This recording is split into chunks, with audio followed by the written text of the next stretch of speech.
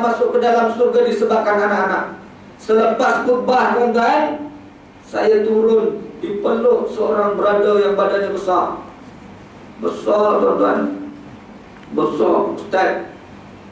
Saya tengok ustaz duduk ke atas mimbar tadi, tengah mimbar, tinggi lagi mimbar.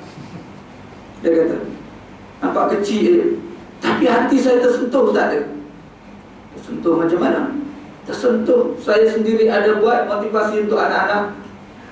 Dia kata macam tu. Saya tersentuh ustaz apabila ustaz sebut sedemikian. Baguslah kalau tersentuh. Ustaz baca teks apa tadi? Tanya baca teks apa? Saya tak baca teks tadi. Saya cakap, saya bukan baca khutbah tadi, saya berkhutbah. Saya cakap kepada tuan berada tadi, iya ustaz, sepatutnya kena baca ustaz yang kerajaan bagi ini. Dah tadi dia kata tersentuh. Dah tersentuh, dia kata suruh baca juga yang kerajaan bagi. Suruh baca. Kalau saya baca hanya mengenang kemerdekaan, tak boleh menyentuh kamu brother. Saya kata nak kena sentuh hati. Selepas tu dia kata nak kena baca juga. Dah diangkat tinggi, dijatuhkan balik. Apa kebarang ni? Lepas tu saya tanya kepada AJK, dia itu siapa? Oh dia memang ustaz, dia memang orang macam tu, nampak gagah perkasa. Tapi kita panggil kat sini dia, walaupun tubuh badan dia besar, tubuh badan dia kekal biasa, lebih daripada Malik Noor, dia kata Tuan Haji tu sebut. Tapi kita panggil dia orang kurang upaya. Saya kata, okay you, saya cakap gagah macam tu, okay you, faham sudah lah ustaz. Dia kata dia memang jenis tak mau duduk di dalam majlis ilmu, tetapi dia nak menilai ustaz-ustaz yang datang, apa yang dia sebut. Dia kata apabila salah nanti menyentuh hati dia orang yang pertama report. Ini nak cerita maknanya apa sembahyang dia, untuk apa sembahyang dia. Sedangkan orang yang meninggalkan sembahyang tadi adalah orang yang jahat. Dia hari Jumaat itu dengar hati cerita, inna sholata tanha 'anil fahsya'i wal munkar wal baghi. Ustaz sebut di dalam ayat Quran itu, surah Al-Ankabut tuan-tuan, surah yang ke-29 ayat yang ke-45. Setiap Jumaat diperingatkan. Tadi bunda kata tak baca hati tadi, baca. Tapi jenis ni, yang jenis cuma ni tadi, yang nampak baik tapi dia tinggal sembahyang, yang nampak memberi bantuan tapi dia tak berjemaah. Tu saya ini tadi menceritakan bahwasanya tandanya orang mati dalam keadaan su'ul khotimah disebabkan yang pertama dia kata melengah-lengahkan solat berjemaah. Tuan-tuan, tolong jaga solat berjemaah. Wa aqimus shalah wa atuz zakah warka'u ma'raki'in. Dirikanlah sembahyang, bayarlah zakat, dan rukuklah kamu bersama-sama orang yang rukuk. Maknanya disuruh berjemaah. Kita hari ini jemaah buat tak tahu dia.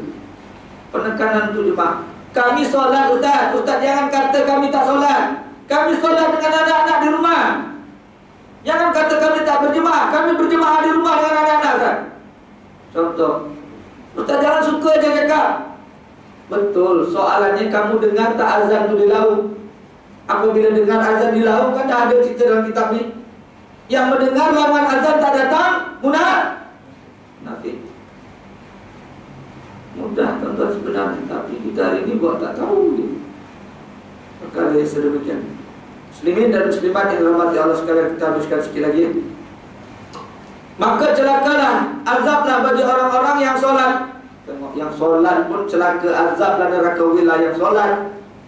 Yang solat itu sebab dekat luar dengar bunyi, ala solat hari-hari, lekuk dahi, serban melirik, belum tentu masuk surga bro.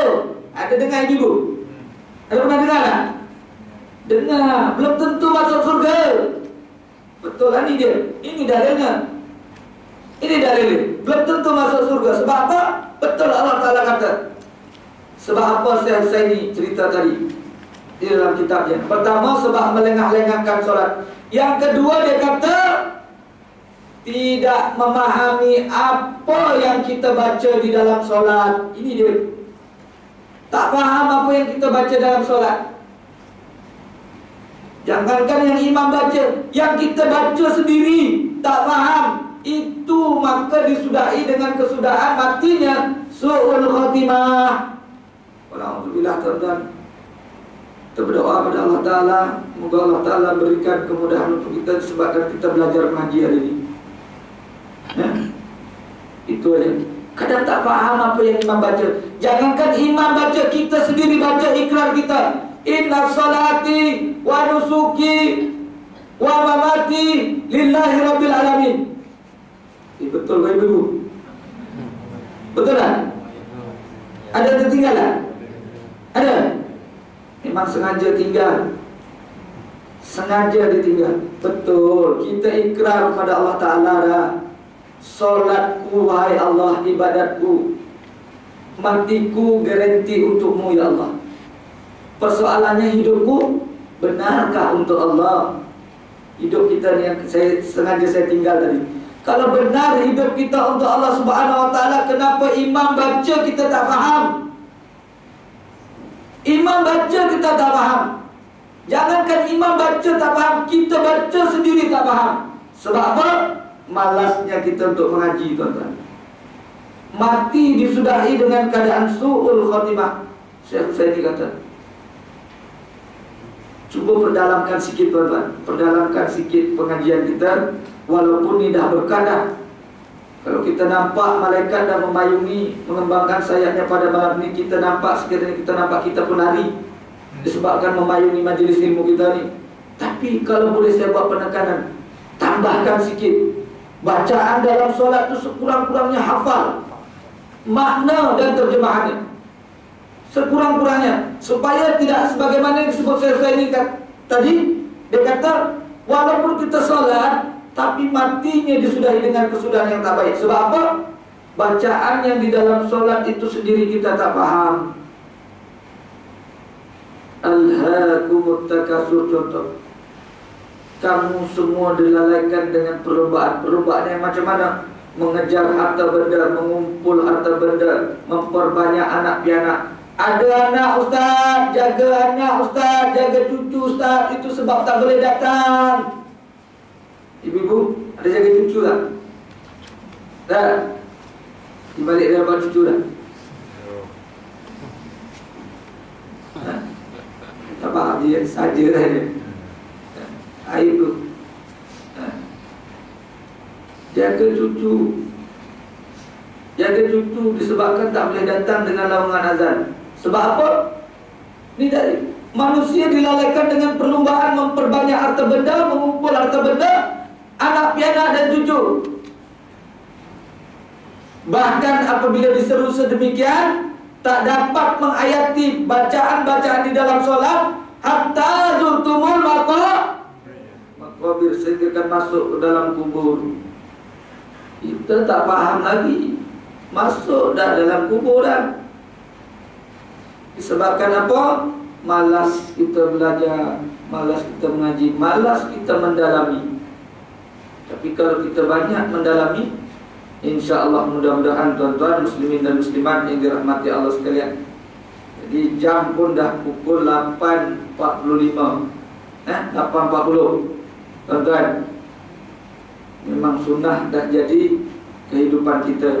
Ngaji ni tak boleh lama-lama.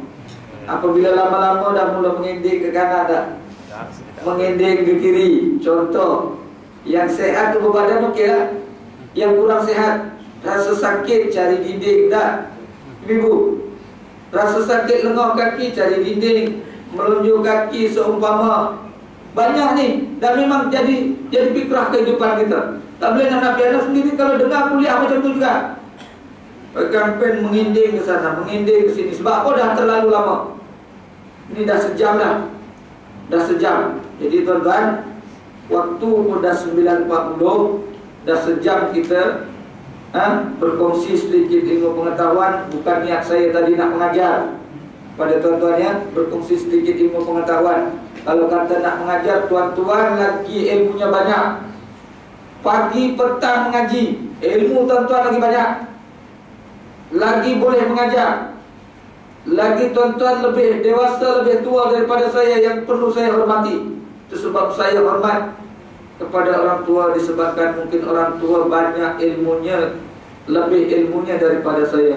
Dan saya juga hormat kepada orang yang muda.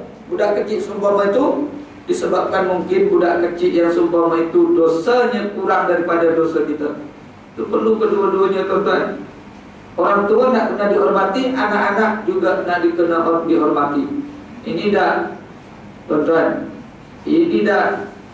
Ada satu tempat, tuan-tuan. Ini satu kongsi ilmu sikit, ya. Ditanya kepada jemaah surah juga, Ustaz nak tanya ini kongsi alas ni. Ustaz nak tanya, Ustaz, kami jemput Ustaz undangan untuk baca khutbah. Kongsi, tuan-tuan, kongsi malam sikit lagi, 3 minit. Untuk baca khutbah. Lalu Ustaz yang kita panggil itu tak datang. Dia gantikan dengan orang lain. Diganti dengan orang lain tadi untuk baca khutbah di atas telah kabur, Ustaz. Dengan rukun yang banyak tertinggal. Tak apa, rukun dalam tu atas tu dah tertinggal. Bagi dia kata tak apalah, tertinggal tak apa. Nak buat macam mana dah tertinggal? Sebabkan rukun. Tak boleh tak apa, kata tak apa. Tapi Ustaz, yang satu lagi, dia turun, dia pimpin kita jadi imam. Baik-baik ibu, ya. Dia pimpin kita jadi imam. Di dalam bacaan dia, ni solat Jumaat, ni solat Jumaat. Di dalam bacaan dia, Bismillahirrahmanirrahim, Maliki Yaumiddin. Tinggal berapa ayat, tuan? Ya. Dia ingat dah Ar-Rahmanirrahim, terus Maliki Yaumiddin. Tetapi dia baru Bismillahirrahmanirrahim, Maliki Yaumiddin, Iyyaka na'budu wa iyyaka nasta'in, hingga akhir ayat. Jadi kami, Ustaz, dia kata, kami yang perasan macam mana bahasanya benda itu salah, tapi tak sempat nak tegur. Perasan ni solat Jumaat, ni solat Jumaat. Kongsi sikit, tuan-tuan. Tuan-tuan namanya dah dibuat soalan pada saya. Di Batu Tiga, belakang kilang gula tu, bulanan sana setiap minggu ketiga. Ditanya, jadi macam mana kami yang perasan bahasanya Fatihah dia tertinggal, bacaan dia tertinggal, kami nak buat apa? Dan macam mana pula yang tak tahu bahasanya bacaan itu tertinggal, terus dia balik. Cuba macam mana, tuan-tuan? Yang dia perasan bahasanya imam tadi bacaan Fatihah dia tertinggal. Macam mana, tuan-tuan? Ibu-ibu, kongsi sikit dulu. Ini jarang berlaku kalau berlaku pada kita ni. Cuba macam mana?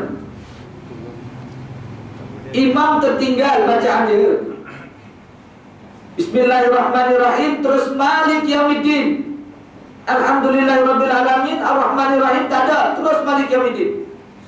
Macam mana, tuan-tuan? Solatnya sah tak sah? Ya? Tak sah. Habis tak sah, selepas solat tu semua dah berteraburan balik dah. Sesuai dengan ayat surah Jumaat. Selepas kamu dudukkan solat, berteraburan tak cari rezeki dah. Tak apalah kita.